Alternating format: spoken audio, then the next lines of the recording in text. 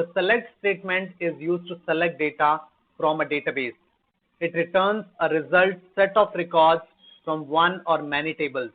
SQL is not a case-sensitive language. Upper select is same as lower select. A query only returns a data. It does not store any data. Once you save a query, it does not store any copy of the data. Hello everybody, this is Naval. Today I'm going to talk about select statement in SQL query. Let's get started. In select statement, as a developer, if we need only two columns from the table, we can generate or we can fetch only two columns through the query. So let's understand it. Now we have a table over here is select from human resources dot employee table. So we have those many columns in the table, but I need only the selected column, which is business ID, comma login ID. So we just need only two columns out of the table. So by this way, we can get the selected column. Next is all fields. If user or as a developer, I want all the fields which are exist in the table, you can write star or you can write all star. So here you can find that all the columns which are exist in the table are shown on the screen, or basically all is optional, so you can write it or not, it's up to you. So by this way you can query it. Next is top. If as a user I want only top 10 records from the table, we can do it top 10, and here you can see that we got only first 10 records from the table. Next is distinct. Distinct is equal to a select is equal to a unique. So if we want a unique data or any unique field from the table, we can get it. You can see we have duplicate job title in the table, and I want only unique job titles. So here we can write distinct job title.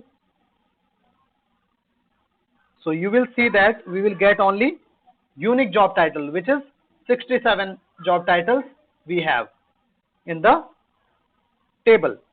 Next is alias. Alias we can use for by two ways, on the table name or on the column name. So first we need to understand why do we use the alias name. Alias name is used to give the short name for any long table or any long column. Let's say if I want to copy or if I want to give this human resource dot employee table as a EMP, we can use it as a EMP. And I want all the column and rows from the table. Here you can see that we have given it as a different name as a EMP. Next is if I want any column name to short, we can give the business entity as BID. So now you can see that we have changed the name business identity ID as a BID. Next is operator. You can use any operator in the select statement. Select 1 plus 2 is 3. And here you can see that no column name is written over here. So you can give the column name according to your choice. So here you can see that the now column name has been changed to count. Next is where. So you can use the where clause in the select statement. Employee and where job title is, we need to find it, how many job title do we have, or we can use job title or we can use marital status. Marital status is married. Let's see how many employees do we have out of 290. We have 140 records whose marital status is M, and we can use AND operator too in this, where AND gender equal to F. So you can see that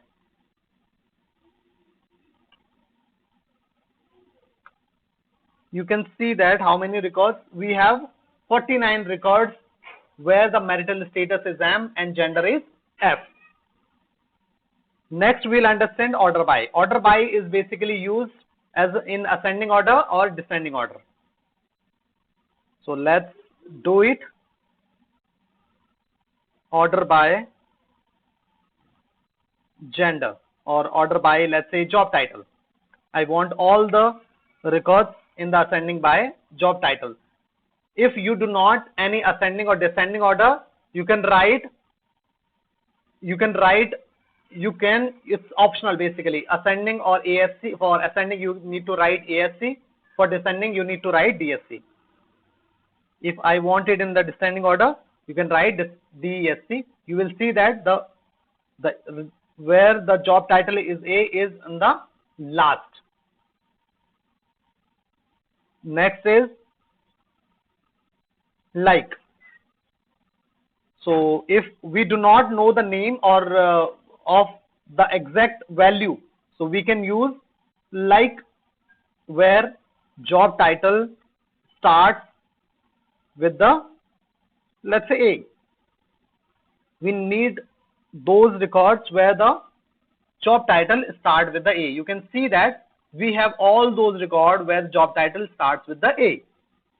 Next is group by. Group by is usually used for the grouping of the data. Now we need how many job titles do we have? We have already learned that we knew that how many distinct job titles do we have in the table. But in those job titles, how many employees do we have? So we can get it through the group by command. So let's understand it. Group by job title, and I need a job title, comma, how many employees do we have in those job titles. So let's run this query, and you will see that in accountant we have 2 employees, in accounts manager we have 1 employee, in account payable specialist we have 1. By this way we have 67 unique job titles, and in those unique job titles we have those much employees aligned to them. And if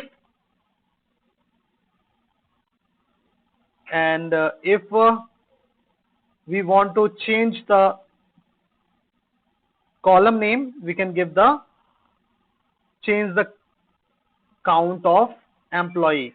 So basically I am giving the alias name to the count of it. So here you can see job title and count of employee. Next we will learn about having run with the group by command only. We cannot run it separately, we cannot run it other than group by command. So here having, you can give the conditions. Having count, let's say